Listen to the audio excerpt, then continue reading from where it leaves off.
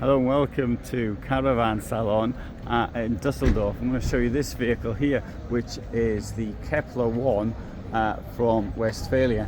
This thing here is going to cost 81,357. So it is a camper van, as you can see, but it does actually have some decent facilities to it. Now, to actually appreciate the facilities, we're not really going to see them here in the lounge. You can of course make a bed out of the lounge here, and there's also a tent in the roof, as you may have seen.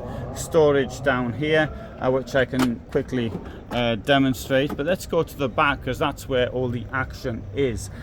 Here you can see that it does come with a toilet. It's got a shower here. It's got a thing to stop the water going everywhere.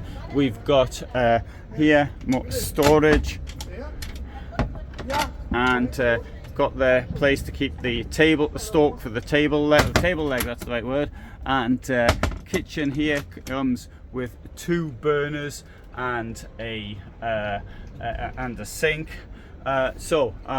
More storage. There's a fridge, and so it comes quite complete, I'd have to say. But for me, this unit here, the toilet, is really super important, and I'm now getting more and more wound up by the amount of people who sort of leave their mess behind the bushes and not in dumping it where they should be dumping it. So I'm really trying now my best, as I always did, to promote small campers, VW type campers, with toilets, which I think really should be made absolutely obligatory. And in Australia and New Zealand, there's this word for self-contained units and non-self-contained units. Let's say the units without the toilet can't be actually used in many places.